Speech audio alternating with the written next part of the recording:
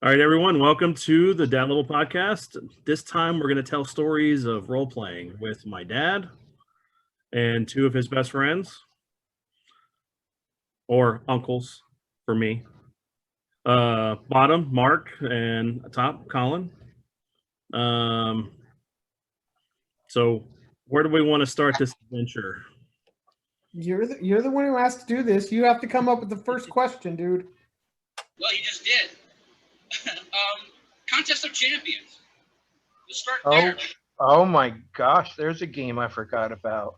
That's where it all started for us. Yep. Contest of Champions. Back before Marvel got it together and DC did their thing, it was Contest of Champions, where it was basically the Wild West of superheroism. Well, the superhero part, but we were playing D&D long before we played Contest of Champions. Well, that's true. We were doing random, and then we squeezed in whatever their TSR stuff we had floating around. Floating around, yeah. We did some Game World. We did a couple of was it Star Frontiers? Star Frontiers, and we did. We also did, what was it, Gamma World? Yeah, which because was I still have all the Gamma World stuff. I have everything. I kept it. That was a huge turning point for me in RPG stuff right there, because we did the D&D, and that was always more of your flavor, but I enjoyed doing it because you knew how to run a game. But Well, and Randy, your brother, he yeah. had he could do them, but he liked the epic war ones, where you had armies fighting. I remember being in y'all's room when we'd sat in there and played till all hours of the night back in the day. Was that the house at Morley Street, or was that in Baytown? I can't remember. No, that was not the Baytown, but the Graham's old house. Oh, okay, yeah, that's right. And then the dining room. Yep, and then we played at your house. What was that one that when I had my car and I used to go pick y'all guys up and we go do stuff. That's just it. It started at Morley Street when we were just yeah, like a mile away from Graham's. Graham's, yeah. Around when we moved out to Baytown. Yep. And that's another thing we'll need to have one on about the comic shops, and we can talk about your dad's out there in Baytown. Oh yeah, nice. So, Mark, what got you into gaming, or besides probably us? Walking into Third Planet and meeting Colin for the first time actually was what kind of started it. The whole story all to itself. Somebody always manages to drag me and TJ together. Always. That man hates me. That man hates me so much. That man's just a dick, is all there is. Okay, let's not badmouth who might be listening or somebody we know might tell him. I'm not saying anything bad about him. I'm just saying he hates me, and it's a known fact because he's actually gone and said it to people. Wow. I'm just glad he never connected me and Jim, my nephew. Yeah. Together. I was glad he never managed to put those two together because he would have put them out long before that. Well, and then, oh man, I'm gonna go off on a segue here for a second, but the one thing about him was he loved his stuff. It would be like walking into a rug shop and you'd go, how much is that rug? Oh, that one's not for sale. Well, how about that rug over there? That one's not for sale. Well, what about this rug? I really like this. That one's not for sale. Was there any rugs in your rug shop that are for sale? Right. That one over there. The one that's nobody wants. And he would always put away comics, but only he would, when it came to gaming, for instance, okay? The little thing for Mark here. I don't remember what it was at the South Houston store we met, right? Yeah, right next to South Houston. Well, back when he was still over off of 59, I think it was. He's still there. He's still there. No, the original one. The original one before he bought the big warehouse looking one. Right. Okay. This was way back. He would only keep certain gaming modules if he heard a buzz about them through other gaming stores like Nance. He would go and he would just hang out at Nance, or he would have somebody go over to Nance and have them check out, hey, what's the latest game? What's the big buzz? What's the thing? Then he would take those gaming modules, he would take half of them and put them away thinking he was going to be able to inflate the price later on. But this was back when TSR said, no, we're not going to have any of that. So he started putting them all back out. I remember he was like a fly on the wall in Nance. He'd be over there talking with one of the guys behind the counter, just watching what was being sold, what was hot, you know. Yeah. I think Nan's actually still there too. Yeah, Nance is still there. It's smaller. You know how remember Nance was small? It grew and they incorporated the shop next to them. Well, then eventually they shrunk it back down again. It's not as big as it was at one point. Yeah, I 'cause remember times. we used to go over there a lot to looking for new games to play, or comics, or anything we couldn't find. Well, and I remember going out and finding like the Aliens game box set, the Starship Troopers, I had the James Bond ones, which were just couldn't be played, but they were fun to have. Right. The Indiana Jones ones. The Indiana Jones one. Doctor Who. Oh, yes, I remember that. These are games that most people won't even remember, you know, because you just don't even see them in shops anymore. Yeah, it's all part of the folklore of it all. Yep. Yeah. I know that my first memory, first off, of getting into role-playing was because Dad and Colin were playing Marvel in the living room. I woke up and, what are you guys doing? And wanting to play. And then playing Cyclops with what game are we, what the story was. I don't remember. Yeah, it was us. It was sometimes Gene. Penny Jackson early on. Mark later. Yeah. And then Josh and his brother, Mark's brother, would come in and play sometimes. Right. Oh, sometimes we had my friend Dern playing with us, Dern Thornton, who reminds me a lot of Billy Bob Thornton. I think it's Billy Bob. You don't ever see them together at the same time, huh? Yeah, I do. I think Billy Bob Thornton is my friend Dern, because he's basically born in the same area and stuff. I'm trying to get a hold of him to say, hey, just by curiosity, did you ever own a 7500? You know, see this big mountain of car. But yeah, because I know that throughout the years we had different people. Tony wanted to do it, but we never could get him. Yeah, because he was always off doing stuff with the band and things. So yeah, and off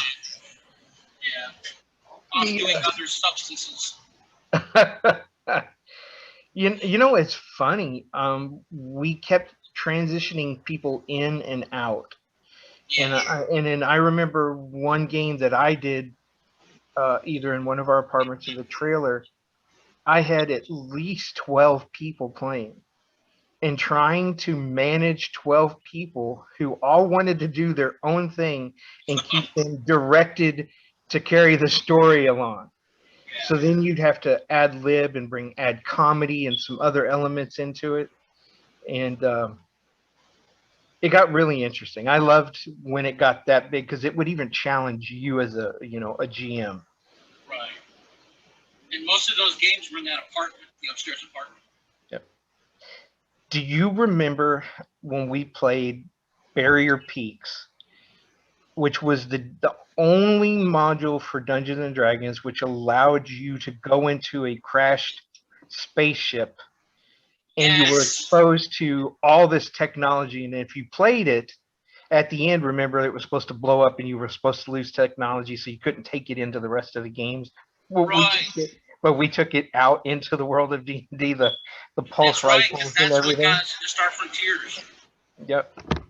Yeah, I remember, because we thought it was some kind of crossover thing, and it wasn't. It was just an anomaly module. I remember that. And then I remember, because we were you didn't go to school with me, but Mike and Randy, and when we were at Dobie, and then some of the other friends like Charles Borg and Ricky Eastwood, Glenn Gilbert, and a couple others, at lunch we might not eat. Well, we would go get a table and we'd do a quick game at the table. Tell me about that. And then we'd have to fight the jocks. because they'd come over, what are you doing? And they'd antagonize us. And then one of us would smart off, and then it would turn into a total different type of game. And it was always Randy that threw the first punch. Yep. I remember those phone calls and my dad going, again. It just went from a casual game among friends to where somehow Randy always ended up throwing the first punch, and he got known for it. Even Mike used to tell me stories about that, and I was just like, oh, man. Well, and he would be funny because he would be talking to him and he'd be smarting off to him, and he would, you know, he could read what was going to happen. You could tell when they were about to swing, and he would not hesitate to let go. And then being the small guy, I remember watching him like a spider monkey crawl all over this one football player, because he was so skinny and wiry. And it was like wah, rah, rah, all over the dude. And the dude's like, wow, get off of me. And he's like trying to grab him. And Randy would appear over here going, ooh. And then he'd grab that way and he'd peer over here around the side of his stomach. And I remember Glenn stepping in a few times because he was a football player. And he was like, back off. You know, he'd get up and say, you know, leave him alone. I've got this. And then Pete Hales, who was also on the football team, he would come up and stop him. But Joby was full of a lot of jerks, all of them jocks. And now Mike is a football coach now. Different type of coaching now. Yeah. Back then, because those guys would go out and tell you to go do something and then disappear the whole period. Be back in the office smoking. Not smoking, drinking coffee, and or flirting with the female coaches. You know. Or in the case of my high school, flirting with the students. We had a couple of coaches who got in trouble. That's a whole different thing.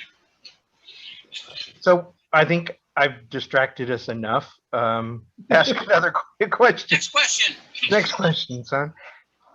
Well, I know. Okay, so besides role playing, I know I wanted to do this mainly in role playing, but I do remember this memory very well. Was that when the Turtles arcade came out? Okay. 4 of us went to Super Track and played that. We were there all the time playing that game. Oh, that's when all of us were together and hanging out on a regular basis. We had the kids. We would tag team the Denny and Ember so that each one of us could play games and stuff like that. Yep. Those were some great times. Yeah, and then we went and did. It was Super Track. There was the one that was down the road from Super Track, pretty close, which closed first. Yeah. Right. Okay. That lasted the longest. And then we'd hit over there by Fuquay. We'd go over to U.S. Golf and Games, or Putt Putt, or some of the other games. That didn't have as many games, but then there was that gaming place right there in the strip center on Fuquay, which is where I beat Dragon's Lair. That was actually in Alameda Mall. It was in the mall because It was in Alameda Mall. It was I can't remember the name of the place, but that is where you beat Dragon's Lair and Space Ace. in Space Ace. Well, there was Gold Mine, and then there was Tilt. Gold Mine. That's it. Okay. That was Gold Mine. That's it. Man, I had a buddy that worked there, and every day after school, I'd cut instead of taking the bus, I'd walk and cut over to the mall, go through, and he'd go, what you want to play? And then he would just crank me off a bunch of tokens and go, have at it. And then I'd be in there playing until I realized, oh hell, I got to get home. So, what were y'all's favorite games? Like, which is your favorite of all time that you would want to play right now if we were to start playing? As far as role playing or video game? Role playing. For me, it'd be Gamma World because I have everything still. I just need to get new dice. But if I was with you guys, it'd be whatever the consensus was because there are so many. You know, Vince would probably come up with the best idea, and we would just go with that. Yeah. One of the things I loved was finding cross-compatible gaming structures. Like, I loved Marvel because you could play it with anything. And it wasn't as complicated. It did have its modifiers and things like that. But it was easy to keep the game rolling. Whereas in D&D, you could get wrapped up in the minutia, and people be arguing, well, that's not how the rules work, or this, Or and you that's forget. not that that's hero would do. I remember those arguments too. Yeah. But Palladium was my favorite Oh yeah. because we played Robotech, Ninja Turtles, Riffs. Riffs. the Ninja. That game had so many other games that you could just bring them all in together and Yeah. create whatever you wanted. Yeah, that was really cool. I still have the majority of all of it. And just because of because it really wasn't campaigns. There weren't really campaigns. There were worlds. Each book represented a world and told you what the world worked with. Here's the ships. Here's how they worked. Here's the characters for that world. And then it was up to you to create it. And we created all kinds of cross game stuff.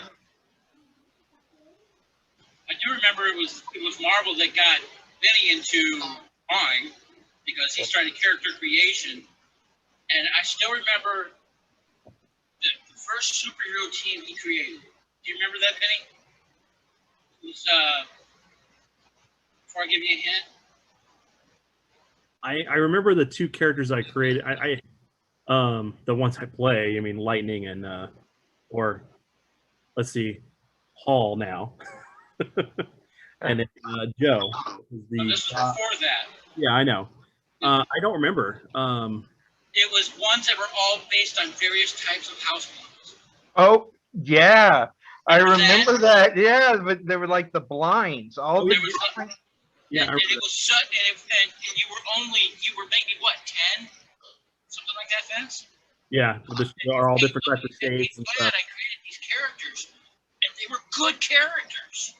And it was, the whole team was balanced, and I'm like, wow, that was really good. And then that's what got you started drawing, because you were like, well, I want to do this. So your dad sat you down and said, all right, here's how structure works, and here's how this works, and you got the ball rolling. And the design for the characters were just as good as the concepts.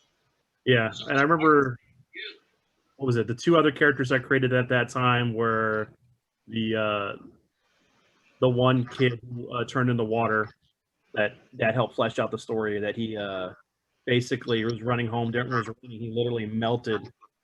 in And, the rain, yeah, because of and then the ex-soldier who was possessed by a demon.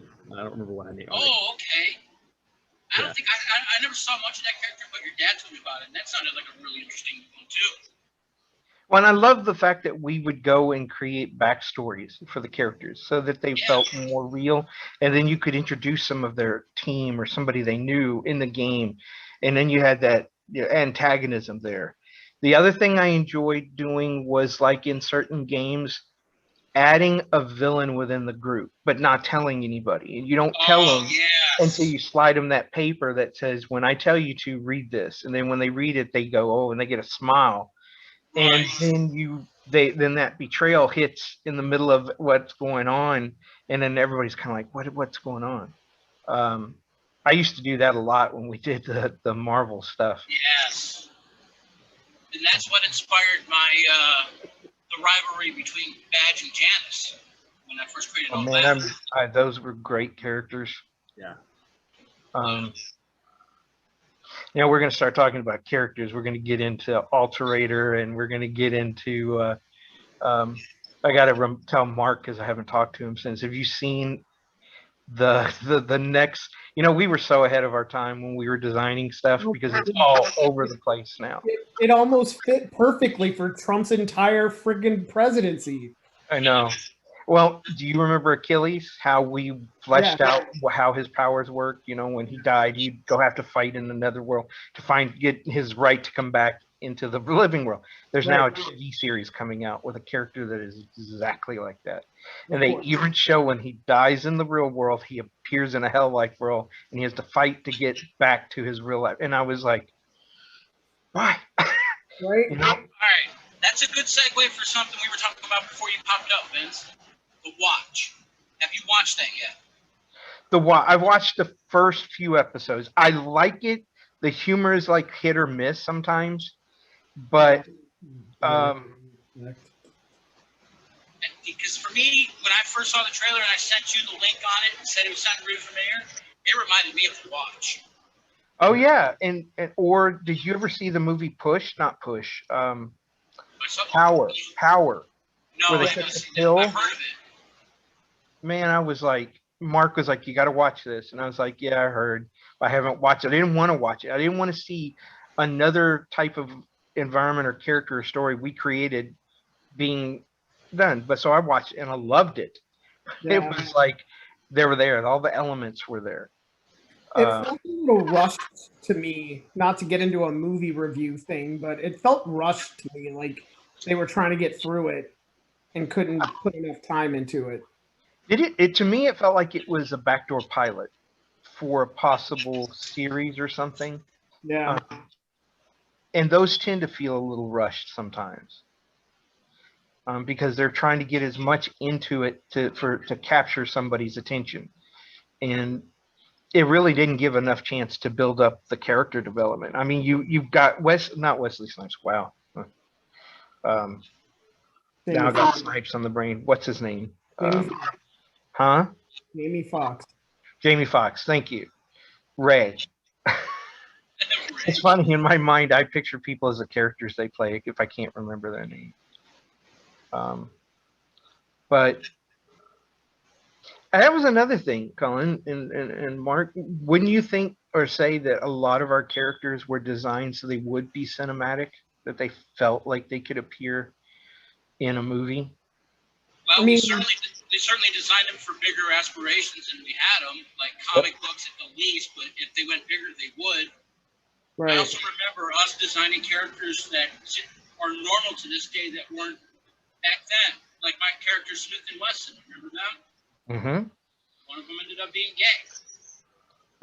Well, yeah. Partners. And I remember at the time you were like, that's really different. There's really no gay characters. No, and there wasn't, because unfortunately the stereotype. Right. And we didn't like that stereotype. We had strong women characters. We had, like Kevin and Nathan were derived from one single character, and we split up, and I wanted them to be almost like brothers, so we came up with the story of them, one's parents dying and them living with each other, and it was a multiracial family, and so they had a bigger bond than what you might find in a regular family. I know they were very protective of each other, and that's why when White Lightning or the characters now named Paul, they became his new fathers, and they were protective of him, and each one of them in a different way. Right. And again, it goes to the power of the role-playing games that we played back then, because a lot of the creativity that we took beyond the games stemmed from those environments. We took what was available and we weren't satisfied with it, so we changed it, made it our own. Yeah, we went against type on just about everything. Yep. And that all started with Contest of Champions and Marvel and the DC games. Because we always wanted something a little more complex. We were always interested in story. Yeah. Right. And that's how we were able to ferret out the old games. Yep. Because we started off playing, 20, 30 games? And we decided, okay, these are better story-oriented games. These have more potential to lead into longer campaigns. We would ferret out all of the crap. And that's where that was the nexus, I think. And I think that's one of the great things about role playing is that there are so many different genres and styles of play that you can find something you like. Yeah, there's something out there for you. Yeah. Mm-hmm. As a matter of fact, one of my boys, Travis, he is really into D&D now. And so basically he goes online, he watches the stuff on YouTube of the gamers, like some of the stuff that's connected to Game Grumps. But the rest of the stuff he wants to fill in the gaps. He comes to me. He's like, well, what did you do? Have you ever played this or whatever? And I try and relate some of the best stories possible for things like that, going back to our gaming days. Right. So eventually we are coming to Houston. It just I hope so. I will be glad to see you guys. It's in the works. Okay. We got one of the final pieces of the puzzle last week. So What's funny about what you just said was the generational thing, is that there was us, then our children, and then our children's children are getting into it. And trying to get them pulled off of video games, which I think are distracting, and they tell the story for you, which this is the best theater, the theater of the mind. That's what I loved about playing role RPGs was we created that world. It could be anything we wanted it to be. And I remember we used to get the graph paper, and if we were building a city and going just all out detail, we wanted it to be grounded in something. I remember spending weeks on maps alone on graph paper, just building up for one story. And you know what? I still have reams of graphic paper for no reason other than I'm so used to having it and so comfortable with having it around. I have a filing cabinet full of it, and I don't know why. Vince, do you still have those stacks of role playing of the characters? I gave a lot of that stuff back to Colin, his stuff back to him, because he was the most prolific character creator I'd ever met. Man, he would just come up with these great characters, and I'd want to draw them or try to figure out, how to make them work. What would their backstory be? And you couldn't keep up with him because he was constantly coming up with something new, But I do still have some of our stuff. He still has most of our stuff. I know that I have Bandolier, Badge, Alterator. I have Eternity, if you remember him. The guy who had Creation and Destruction. Destruction, yeah. He had to balance himself out or he would die. Yep.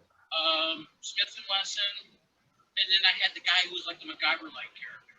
I cannot remember his name at the moment. But he was basically just an adventurer. Yeah, I'm trying to remember what he looked like, because he had a camel vest with a thing over it, and he had a couple of guns on him.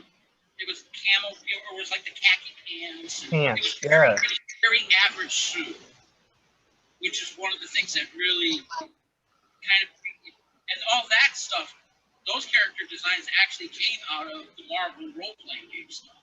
I did the basic stats on that, and then over time, I just kind of progressed and grew them, and once in a while I would roll a few dice to try and see, okay, what else can we get out of it? But otherwise, that's where a lot of my character development started. When you talk about rolling dice, man, can you remember when you'd roll and you get 5 powers, and they would be completely contradictory of what each other, and you're like, well, how in the hell would this power work? So then we go, forget it. Give us the book. We'll use this as an outline. You pick the 2 top powers you want, and we'll build a character around those powers. Right, because you end up with, you get 5 powers, and you wanted the guy to have one good one. And it says, no, you get 5, and you pay, fine, you get flight, you get fire, fine, great. Now he's a Johnny Storm type character. What am I going to do? Roll that 3rd power? He's got super speed. What? Because that way he could run and put himself out when he ignited. Yeah, really. Just run for it. Run right into the lake, and then he goes to drown, he flies out, he's good. But hey, come on. You still got 2 powers left. What are you going to do? I mean, it got crazy. So I remember you reining that in, Vince. You were like, wait a minute, we got to do something here. Yeah, and then the Ultimate Powers book came out, and then Doctor Strange, the magic part of it came in, and that was the bomb. Because I remember we got the iron. What was it? The first one was the Iron Locker or something like that, and then we got the big book, which was all the armors. Okay, I remember that. And I was so tired of everybody having armor. I'm still that way. When I see Superman in Kryptonian armor, I'm like, why? The guy is literally invulnerable. He's the one person other than Aquaman who doesn't need armor. And what do? In the movies, you put them both in armor. Right. Like, they didn't put Wonder Woman in too much armor. Yeah. Why would you? But I remember another thing that when we came to the superhero games, another thing that eventually got you all in a twist was somehow everybody ended up with invulnerability a couple of times during character development, and you were like, I "Come didn't on, like and you were like, invulnerability. it's going to be a punch fest. That's all it's going to be, you know." So we were like, all right, somebody's got to lose the invulnerability here. Somebody's got to have a weakness because they can't all be this, and then trying to counter everything so that the games would be nice and balanced. Well, that's why, you know, one of the cat, quit climbing up me. I'm not your tree. You had if you had an invulnerability or a power that was all powerful, you had to have a weakness, something to counter it. Yes. Like if you could fly, maybe your character didn't like flying, was averse to flying. Okay, now you got a power that you have to try to do. I remember that. Somebody had a character that could fly really fast and, you know, all super graceful and highest of the levels. And as a balance, you said, well, let's have him be afraid of heights. Yep. I remember that.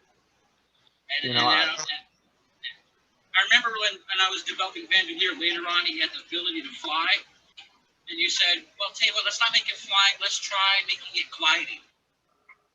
So that he could go a little distance, but have to, you know, stop and start and stuff like that. Because, see, Bandolier, Bandolier was, it originally started off as an accidental power, but later I revamped the story so that he and his brother were both like, I guess, a precursor to what happened to Wanda and Pietro and Marvel, where they were basically genetically modified. They were created. And as they went on, they were continuing to be experiments. Well, and that brings me around to another point in RPG, the role-playing game stuff we used to do was we were always augmenting. I mean, always evolving the characters, making them into something. You know, you think about Mark's character, Sixth Sense, eventually became Enigma, and that is to me his ultimate form.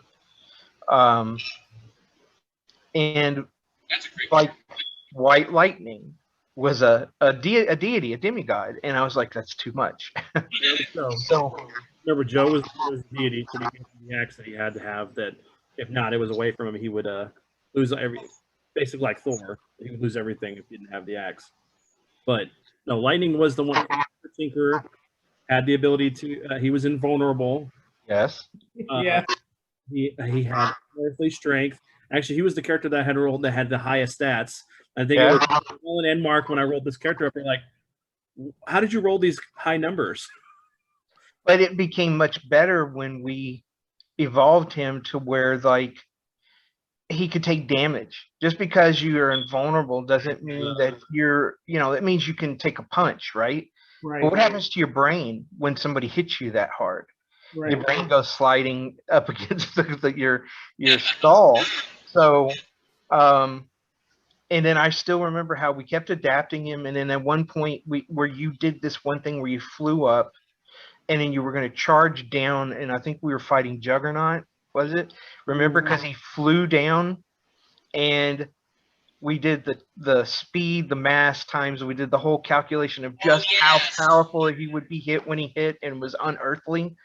And we were like, wow, that would literally knock Juggernaut's helmet off, which nobody else in Marvel's ever been able to do. Wolverine cut it off, and so did ripped it off. Yeah, he did. But they were always taking the bolts off because that was the weakness of the helmet, was where it fastened down, and he knocked him out. But then you think about Ember when we were fighting, when she was I don't remember how old she was. That's my daughter, for people who don't know.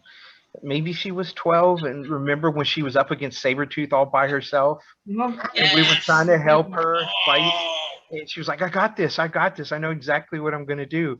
And the things that she did, I was like, I never thought of that. Let's roll. If you get it, damn. And then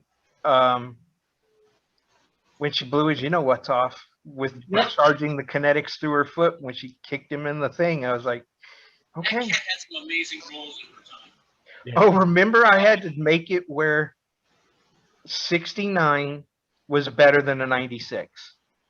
Right. because 96 kept coming up, and I, you know, Yes. and I was like, okay, no more of this. We got to have a Inversion. wild card up here at the top number, and Yes. then if you're gonna do that, let's make 96 a Nine. horrible. yeah. So I was like, yeah, and we won't go into why 69 was the preferred number, but yeah. Ladies and gentlemen, Basically, it was because we were a bunch of children back then. yeah, mentally disturbed. Oh, speaking of being children, Vince, I gotta tell this story because this is one of my favorite of all time. Non-gaming related, but going to a weekend of gaming. We stopped and got fireworks and smoke bombs on the way to go to the apartment to game. Me, Gene, you, and Kenny Jackson. Yeah, and Tony was with us. Yeah, and we were in this little red car. I want to say it was a Pinto, but it was something like No, that. it was my old Sunbird. Okay, yeah.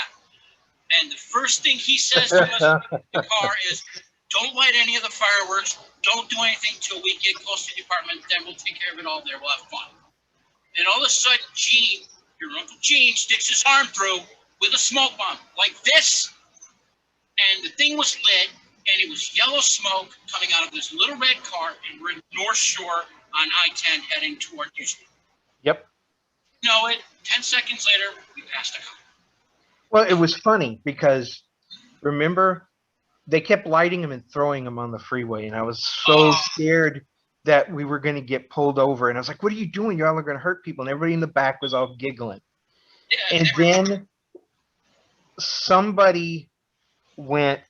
I guess it was Gene, because he lit one and he went to throw it, and it went ping, hit the window jam, bounced down under the in between my legs into the whale well, or the, you know what I meant, you know, the floorboard. And I'm like, grab it. And then all of a sudden it goes, poof. And me and Randy, I'm out driving like this with my head out the window. Your brother's sitting on the seat of the window, and he's got his hand up on the roof. And we blow past that cop who had pulled somebody over. And he's like, You could see him shaking his head. No. He just shook his head. I mean, I'm not. What would you? I ain't pulling that over. No, bright red car with yellow smoke pouring out of it. No. To this day, I have these vivid images of it, and I just like, you know, that's got to be one of the greatest fireworks stories ever. Yes. Other than the one where we had the chaser. Oh, don't do that one. Don't do that one. I'm not going to say the name of it. Don't say it. Please don't. I'm not going to say the name of it. I'm just going to call it the chaser. Oh no. And you lit it. No, wait a minute. No, it was Gene that lit it. Maybe. It was Gene. Yep. Okay. And the idea of the chaser somehow was like a little heat seeker. Yep. And they go. And Vinny was checking it out, watching it spin, and all of a sudden it stops and points at it. And whoosh, starts heading for your head. So I dive between you and this thing, and it hits me right above the eye. It gave me this huge red shiner for a week. And I never regretted it, but Vince was, your dad was like, oh my God! And I'm just laying there going, what happened? Oh man, and then like the Roman candle that blew up in one of our hands, we had to drive to McDonald's and get a glass of ice water to stick the hand, and it was all gummy from the burn. And yeah, we're going to tell on ourselves here and embarrass ourselves because we were kind of dangerous at some points in our lives. Kids. That's where this whole thing started. We were kids.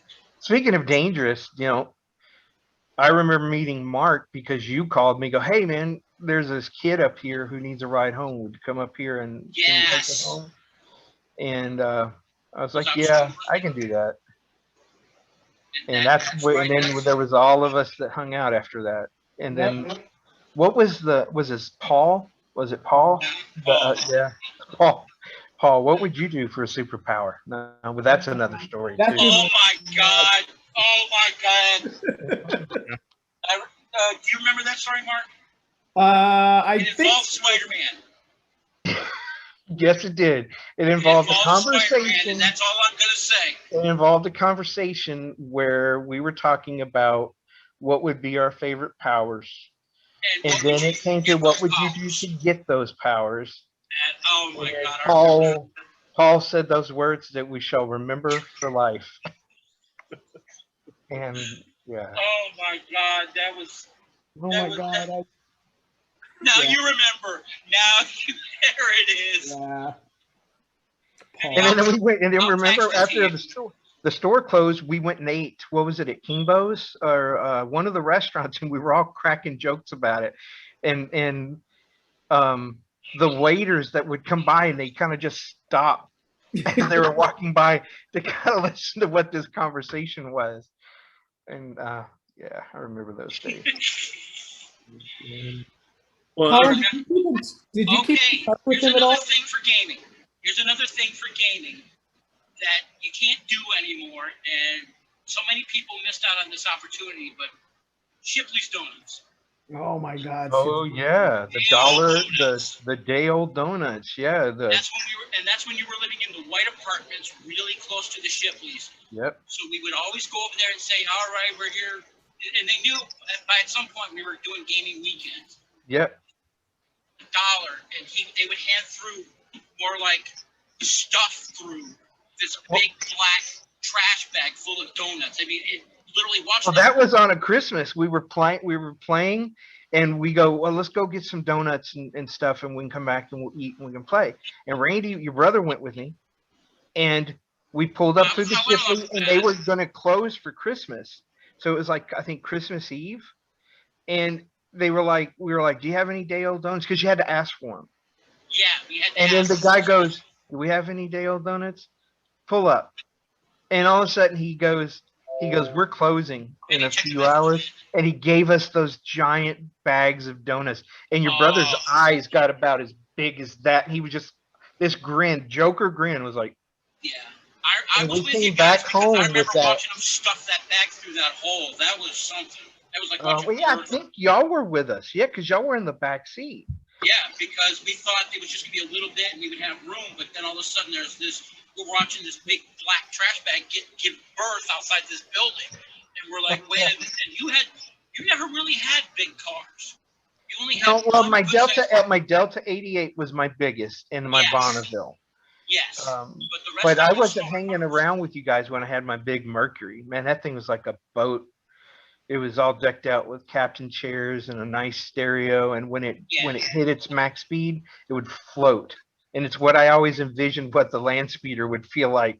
They were just like bouncing up and down going to Galveston. And that was another thing we used to do. We used to go to Galveston a lot. I remember that. That's when we would take breaks from the gaming and stuff because our gaming sessions went on all weekend. Yep. We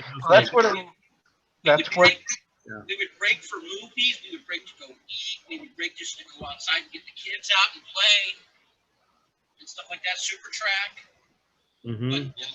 But we would take these long breaks, which we felt was important to the whole experience because and it was going to the park. 12-hour games. We did 12-hour games, and it was draining on us, and we would start to, get on each other's nerves. So it was funny because it was like an event. When we did the long weekend games, it was an event. It wasn't, hey, let's get together. This was planned. It was, bring in the food and make sure we have the drinks and, everybody.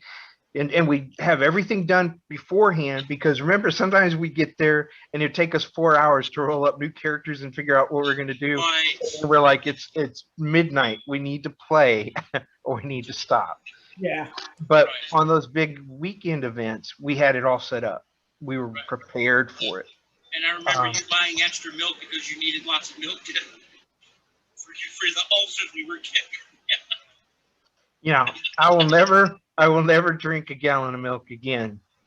Oh man! And then wasn't it on South Park? Somebody did that in a show, and I was like, was somebody watching? I remember y'all telling you can't do it. You can't.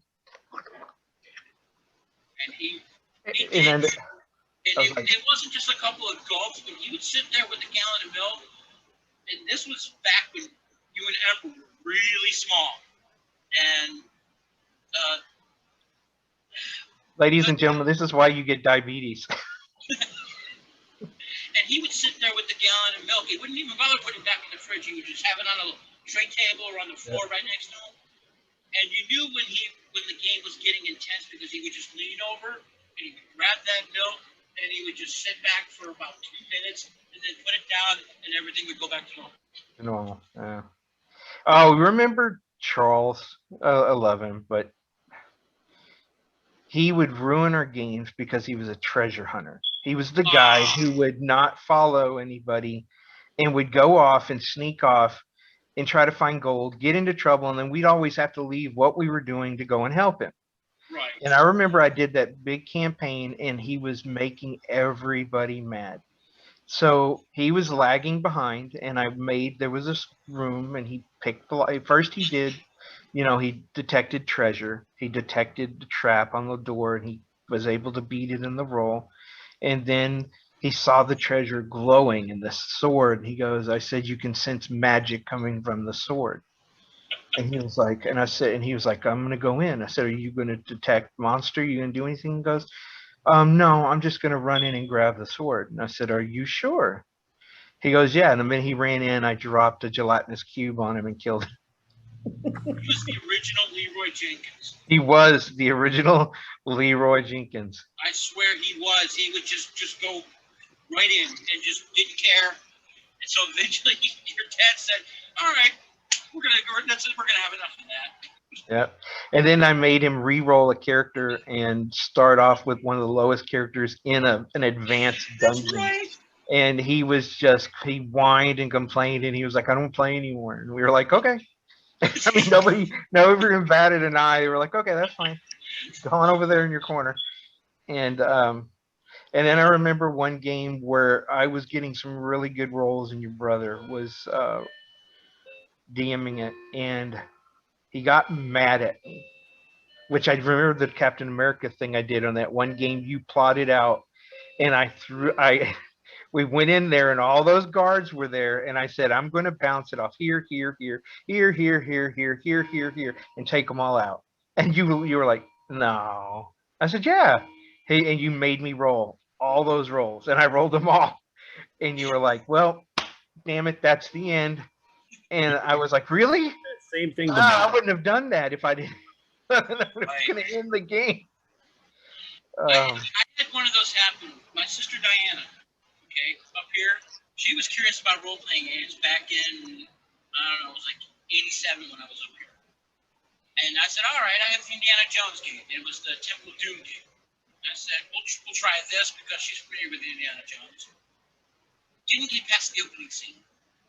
Because the scene where he jumps out the window and goes through all of the tarps and lands safely, yes. I said, here's what you have to do. You have to roll to hit each tarp. Because that's what the said.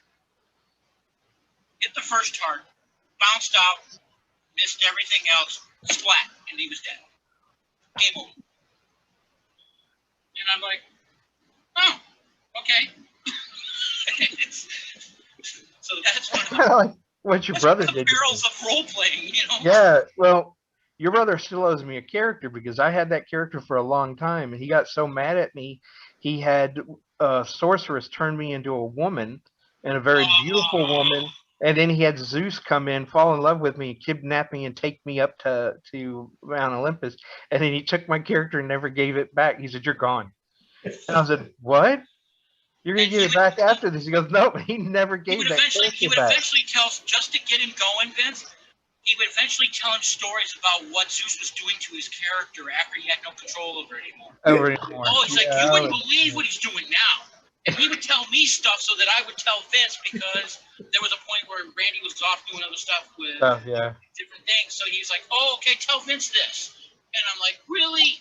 He's like, yeah, go tell him that Zeus is doing. I'm like, come on, man. I was like, for years, I missed that character because at that point, both Randy and Mike had more powerful characters than I had. And I had to start over. And I was like, I don't want to do this. I don't want to do this anymore. There's got to be another game we can play. That's when Vince started taking over the being game master. I think that's kind of when I started doing it, really, because Randy was sadistic. He was sadistic. He was vindictive. Yeah. I remember one campaign where he sicked the goddess of in the monster main, the god deities and what is it from Deities, demigods. Demigods. There was a queen in there who tortured men, and that was her favorite thing to do. Yes, He kind of sicked like her. Elizabeth Bathory. Yes, and he sicked her on us. Oh, I heard this. And I was like, okay. And then getting the female partners into the games, like introducing Donna to the Dungeons and Dragons and stuff. That was all really, really interesting. That was fun when Vinny and your mom was playing this too. That was quick because she thought outside of the box. So let's get. I think we've kind of got. I've sidetracked enough. I would like before you bring up another subject, because I know you're wanting to. We never did finish saying our favorite game system. Oh yeah. Mine's Marvel. I've always enjoyed the Marvel game. D&D's all right, but I just can't really get into it. And I really liked Rifts a lot, but Marvel's my favorite. So for me, yeah, it's Marvel. I mean, as much as I love riffs and everything, and being able to have like my character from Robotech that I made with his Valkyrie flying around doing stuff in that game, Marvel. I mean, because my character's there, and I have so many great memories with Lightning. That's where we really. I mean, we cut our chops with D&D, but when we got into Marvel, and Champions and DC stuff. Well, and we did so much Contest of Champions because there was nothing like that. Right. And then didn't DC beat Marvel to the punch and come out? Their game system was first, wasn't it? But it was horrible. Yeah. I remember because they started off with Batman before it was actually DC. Yes. It was the Batman role-playing game, and then we had it, and we tried it, and we were like, no, this really doesn't work. So, and at some point they went back and made it DC role-playing. Yes, and then that's when we started seeing like the Green Lantern campaigns, and we started seeing there was a whole Superman campaign, which took you from his origins and stuff. Right, those got to be better. No, and it was because the gaming mechanism, for lack of a better word, it just didn't work. It was clunky and hard for no reason whatsoever. Mark, did I just see your foot fly over? I think his chair fell over. I'm sitting in a recliner and I needed to get up for a minute, so I lifted my leg over the computer, but now you're just facing the wall. Well, that's fine. I just thought I saw your foot, and the last time I saw somebody's foot in the air was when there was an anchor on TV and they went whoop, and kind of like that scene in the first Batman movie. So, yeah. Wow, talk about reaching for an obscure reference. Hey, I was always king of useless knowledge. I think we all are. Yeah. I think we'd make a formidable, what do you call it, trivia group. Yes, that would be something. I was part of one years ago when I worked at Centra, and it was me, Stu, one of the ladies we worked with, and it wasn't Diana, and then it was Fairley. And Fairley was always, I know everything. And then we'd get there and they'd ask the question and he'd go, I got this. I don't got that. We'd look at him like, why are you here? Because we get $50 in free beer. I was like, okay. Couple of the so one of the topics I want to talk about in the same what we're talking about was like some of your either your favorite memory or were like some of the things that were like bad experiences.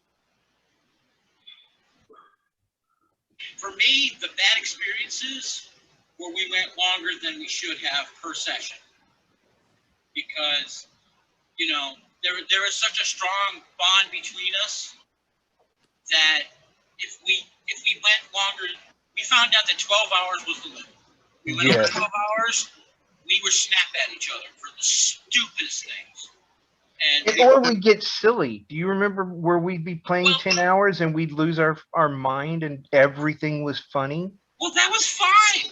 I enjoyed that. It was just that when we hit those points when we get mad at each other. At each other, yeah. Yeah, you always had the sense to say, all right, we got to stop this. Let's watch a movie. Let's go take the kids outside and let them run, which was always a good stress when you were watching you and your sister run and do stuff.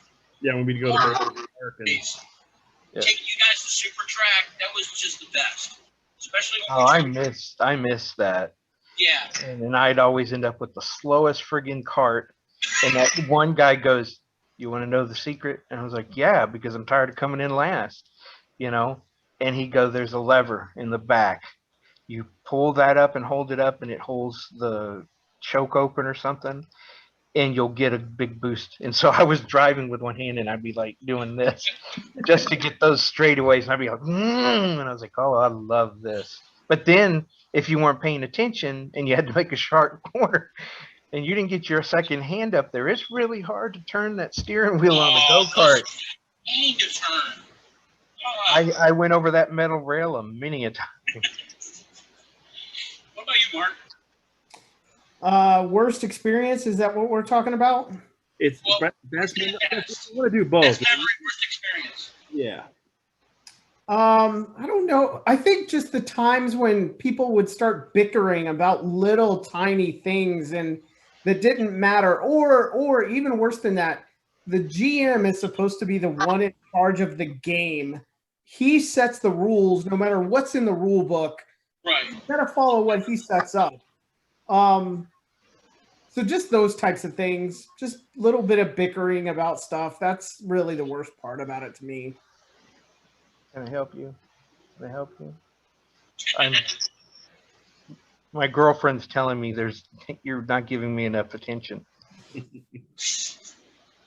Everybody keeps telling me, why don't you settle down and get a girlfriend? I'm like, I've got one, and she's just as annoying as any other one. I'm joking. I love women. Just putting that out there. I'm old looking, but I'm not old. And one day I'll be independently wealthy, and you'll regret it then. That's supposed to be funny. I'm just Yeah. my humor's lost on this I'm generation. laughing behind the coffee cup. For me, the worst experience is when people come in to sabotage the game. Oh. And they will do everything they can to just ruin it for everyone. And there were plenty of games where we had people who that wasn't their thing. They came with somebody else, and then they would try to sabotage the game or get people out of the game. Yeah, they do goofy stuff and don't really care about playing, and then that just takes away from the game, and it either makes it really long or it just ends up dying because nobody wants to play anymore. And that's why Kenny stopped coming around. It's because after a while he got bored with it and just started doing stuff like that. And you were like, all right, you know what? This isn't working anymore. Yeah. That's when he stopped hanging around. Yeah, for me, I think my worst thing I remember that I always hated was like when we would pick up a new game, and both you and Mark or you and somebody would both pick up the player's manual, and y'all would both read it, and then we would be playing, and the DM or you wouldn't do something right, and like Mark would be like, "No, this," and it was the argument of who was. He would be like a cat waiting to pounce. You could see him. He'd be like, "Oh yeah, I'm getting ready. Here's my chance." Wiggling his ass. Like when we played the first Star Wars RPG, it was very fun. We played maybe 2 or 3 campaigns, but it was the third campaign that was the one that killed it, and we never went back to it at all. Because we sat there, and I think it was me, Ember, I think your cousin Sam, and then Josh, and maybe William, somebody else, I think. And we were playing Star Wars, and then something happened. And actually, I think it was Mark DMing that time, and then you were the one complaining about the rules, Dad. Oh, probably. because I did it just as much to him as he did it to me. And that was because we would read those manuals, and look for any opening. And so, but you see that even in the big games. Like if you go to like a game place where they sell the figures and rent the tables and everything, when I'm in there and when I used to still buy comics, I'd go in there and look, and I kind of lean on one of the walls and watch them play. And they were more vicious to each other than me and Mark ever were. And that you would see there would be like a clan of them. That one would counter what the GM was saying, and then somebody would defend the GM, and then another guy would come up, and the next thing you know, the men in kilts have long swords and they're about to kill each other. And I'd be like, wow, this is interesting. The stuff that I heard when I was managing HBC down in Clear Lake, when we had gamers in the back, the stuff that I heard, boy, woo. And I repeat that on national television. Now, that's a good question, if I can ask. Yeah. I didn't like playing in that environment. No. Because it seemed like that when the people who did it were there for show. They always had like the best painted figures, and they had their colors and everything. And then when they would be playing, it didn't seem like they were having fun sometimes. So, I mean, did y'all ever play in that kind of environment? I know I did a few times, but I never enjoyed it. No, you're exactly right. That was basically the precursor to the big gaming add-ons to the conventions. Oh, man. That all started from the backs of those from those comic shops. And HBC was part of that whole origin thing. You know what was cool about the cons, though? If you got after the con and you made friends, you go up to one of the hotel rooms with them and you'd play a game. And it was more of a traditional game, fun. But those that was always the proper way to play. It's when they started doing the more competitive stuff, like you said, the best painted figures. And when we bought miniatures, we always strive to make it look as good as possible because it was for us. But ours were our figures. We painted them to look like we wanted. These guys are like, well, this armor has to look like this because that's what it looks like in either a book or on the manual. And I'm like, if I'm going to build me mech, I'm going to put on it what I want. Why would I have to make it so militaristic that it looks like it should? We were definitely not cookie cutter players. Yeah. As a matter of fact, Travis was just asking me about Warhammer. So that was part 1 of our episode. For this week, I decided to cut it in half because it was about 2 hours long when I recorded this. I hope y'all enjoyed it. We'll continue the conversation. In part 2, I'll probably have that uploaded on Wednesday. Please like, comment, and subscribe, and then keep the conversation going. Tell us your favorite memories about gaming, maybe your comic book stories, anything you want to discuss. We'd be happy to hear your stories. Thanks. Till next time.